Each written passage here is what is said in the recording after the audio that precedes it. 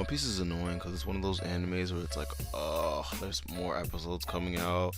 And it's like, it took me 4 years to catch up, but yet here I am still catching up, if that makes sense. So it's so annoying. Sometimes I'm like fighting myself to turn on the TV and turn it on. Then as soon as I turn it on, all I see is this. And that reminds me how good of a show it is and why I will continue to watch it until the last freaking episode. But I just want to break down and update you guys on my thoughts on it so far, where the show is at. Episodes around, I want to say 1050 to 1052, so a couple of episodes all mashed into one. Just giving some of my points and some things that was interesting. We finally got to see Snake Man again, just for a little bit. I don't know why Oda keeps teasing us with that form. I really think it's one of Luffy's best forms and he should use it more. Like, I think it's a more conservative Gear 4 form, because you see how he turned into it for a little bit and it was able to just turn out. Didn't need to wait 10 minutes for the haki to reset, so that's a pretty good form, I think. But Luffy only used it for like a little bit to, I think, help Yamato, like attack Kaido. It was kind of unclear what the transformation was for. I think it was just honestly for coolness points. You know how Oda is, he likes his stop points. But I was very, very, very pleased with the standoff between the two dragons. Momonosuke's design is very fire. I think he has less horns than Kaido because he's younger, obviously. Kaido has more horns, a little bit more hair, like a bit of a mustache on his face, because Kaido has actual mustache, but you know, dragons kind of have like whiskers and things like that. Kaido obviously has the scar because he's been wounded in battle a couple of times by Odin and also by the Akazaya 9. Or should I say 8, because they had that one traitor. I never even knew that Momo meant pink in Japanese, but you see, you learn something new every day. May I also point out that I'm very, very happy that Momo still couldn't fight. Like, I don't want his transformation to be a big change in the plot where like he was like basically a big help and a great reinforcement, basically like the cavalry. I'm glad that he really was just bare minimum help. Like, his transformation didn't really mean much. It's really just decorative at this point, which made me happy, because I'm like, as a person that watched a lot of anime, I loathe plot armor. So I didn't want Momo to come in here and just start wrecking shit. Like, that shit would have really had me pissed off. So yeah, it was nice to see Momo, funny enough, holding Luffy back and still being a scary brat. Another point I have to make is it's so crazy how we progressed to the point in the show where only haki based attacks are any good. Like, anything else other than that, if you don't have haki at this point, you're not a heavy hitter. Also, stay tuned, I got a video coming out on I'm gonna rank all of the fighters, because we see a lot of fighters in the Land of Wano. I'm gonna rank them all from strongest to weakest, so stay tuned for that video. It's coming out real soon. But yeah, Momo's a scared brat, and Luffy, this is where Luffy really gets to shine as just like a mentor and an inspiration to people watching the show and just actual characters in the show. Like, it's funny because Yamato's basically like 10 years older than Luffy, but we kind of get the vibe that, well, because I guess she hasn't been off the island, she's very sheltered, so she doesn't know much. So it's almost like Luffy also is a mentor to her as well, and he teaches her about being free and all those things. And he's just a really inspiring character. He's so funny how we can contrast his personalities. He's mature yet goofy. Like, he's mature when he needs to be, but then the rest of the time he's goofy. A lot of things that we see with a lot of protagonists in anime,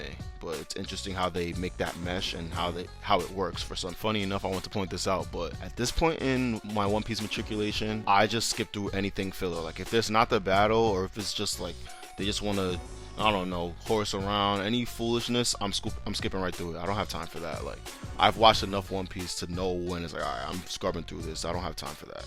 And I'm sure a lot of you guys can relate to that as well. I have to shout out Oda one more time for his just taking the time and the diligence to actually have his own concepts for dragons, and the whole flame cloud thing where dragons basically create thunder clouds. I just like how there's like almost like a lore to it, like giving a story a background with lore. Like, imagine if the dragon was just your generic dragon, yeah, breathes fire, whatever. Like, even Momo was saying that basically he might not have the same abilities as Kaido.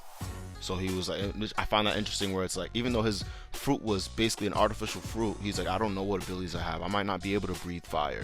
I might not have the same abilities. But for the most part, we know that they have the same ability to do the cloud thing. But it is just interesting, and I like how Oda takes the time to have his own ideas and own creations instead of trying to piggyback and copy off others. By the way, these guys are going to make the list because they are some heavy hitters, but I'm really glad we got rid of Perspero and Jack and Big Jack or whatever, the one of the lead performers in Kaido's army, because they were just, first of all, their designs are, well, Perspero isn't that bad, but Jack's design is like, how does he fight? And he never really takes on his man beast form. He's always kind of in this mammoth form, and I'm just like, watching his battles were just kind of like painful. I'm like, I don't want to watch this. This is lame. Him and, Mamushi, oh, I can't say it, whatever, Dog Storm or Cat Viper. I don't even know their names in English, but, the leaders of the Minks, their fights were kind of boring, even though they're pretty strong and they will make the list too, but their fights were kind of boring, and I was ready to just get over and get done with that part and get to the real fights, with the big three, Zoro, Sanji, Luffy. And that segues me perfectly into my point. These One Piece fighters have some serious stamina. Like, it's going on god tier stamina, because I wish someone could give us a time reference for how long these fights are lasting, because you kind of never really know. I'm sure someone will know, maybe in the comments let me know, but it's like they're fighting for so long, they just keep taking damage. Like, as I was thinking that, as soon as I started thinking that, that's when like they were fine. It's just probably like episode 1051. They've probably been fighting for, who knows, maybe close to 40 episodes at this point. I'm gonna really check and do the math and find. Matter of fact, let me do the math right now and figure it out. Okay, so I just looked it up, and give or take, I would say they've been fighting for about 30 plus episodes, which is crazy. But Kaido has been on top of Onigashima for 30 plus episodes. He knocked off all of the worst generation. Luffy had to come back. Even Big Mom fell off. He fought Yamato to a standstill, just like, holding down the fort, and he was not tired. He just started getting tired. Like, and I don't know what you guys think, but that feels, obviously they're speeding up time, but I felt like it would have been a lot cooler if they really were fighting for like days on end. Like, like how they say in a lot of gods and mythological books, it's like, oh, the gods could fight for months on end, days on end, like, what I'm saying, years, thousands of years, like a battle that lasts thousands of years, you know what I mean? That would be a lot cooler. But maybe in anime time they're only fighting, it's only been about an hour or two. I gotta do the math and figure out how long the fighting has actually been going on. Maybe Kaido's stamina has to do with his lineage. Apparently him and Yamato are of Oni race, that's why they're a lot bigger than normal humans, and that's why they also have the horns. But there's not a lot known about the Oni race, and that's one thing I love about One Piece. A lot of mysteries that are like, they kind of just will drop a hint on you, and then maybe you find about it later, maybe you don't, you know what I mean? It's just like the mystery is always there. Like, take King for example. They say he's a Lunarian race, able to generate fire. That's about all we know, but they don't really ever go into any more details. I'm sure they do maybe later, but as of right now, it's kind of just like shrouded in mystery, his origins and things like that. And speaking of King, his battle with Zoro is actually very much highlighting Zoro's weaknesses, and that's kind of making me feel like Sanji might be stronger than Zoro, because like, especially when we get to the part at the end in 1052, I don't want to spoil it for those who haven't seen it, but Sanji might just be stronger than Zoro, because Sanji has a lot more going for him. Zoro can't even fly, you know what I mean? That skywalk puts Sanji, like, to be able to skywalk, I'm pretty sure Sanji can skywalk indefinitely too. So, and Zoro's kind of like limited in his mobility. We've seen in a lot of fights like him moving around and getting around, like even when he was fighting that the skeleton warrior of the Shadow of the Great Swordsman in Moria's, in that Moria arc, on I forgot what the name of the arc was, but he kind of is limited by his ability of movement. Even Luffy with Gear 4 can somewhat fly, you know what I mean? Like, he can get around, his mobility isn't limited, but Zoro's just like limited, very much so. Just all he has is 3 swords, which is, a lot, but that's it.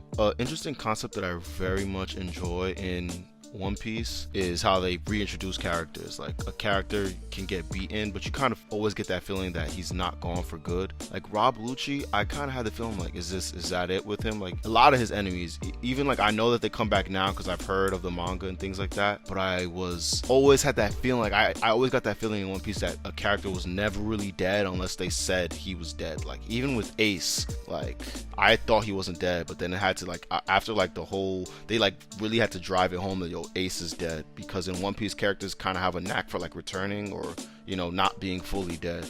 So, and that's good for One Piece because it allows characters to come back for another ass kicking.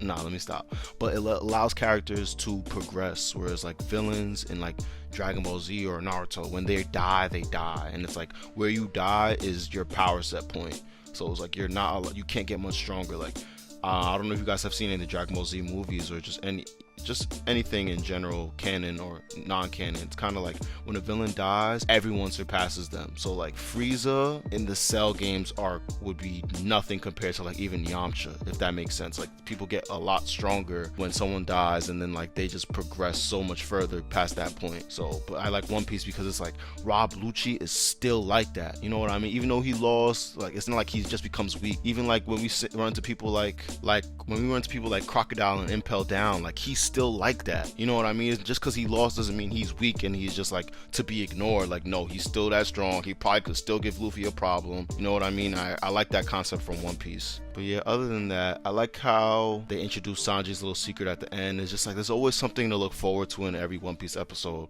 Go watch 1052 to really know what I'm talking about. But last thing I'm gonna say is I feel like German 66 was a play on the Powerpuff Girls. Someone correct me if I'm wrong, but like they all have the different matching colors and they're all like have like different suits with numbers. Either the Powerpuff Girls or the Power Rangers. It had to be a play on one of those two. But yeah, man, I think One Piece is really starting to heat up. Like it's fine. Like it kind of was cooling down for a little bit. They were doing too much filler, you know what I'm saying, and they kind of lost us for a little bit, but I think it's starting to heat back up again, like, and I'm looking forward to each episode as it comes and it goes. But this was my take on things, guys. Let me know what you think in the comments. Make sure to like, comment, subscribe, and share with a friend. And as always, find your zen, your final form. I'll see you next time, guys.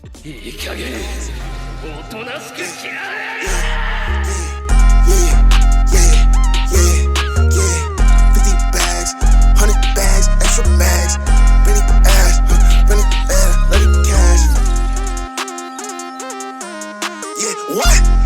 Let's go. Hunt around, bitch, with my hoe. Hunt around, bitch, with my clothes. Hunt around, bitch, with my pole. Hunt around, bitch, with my dope.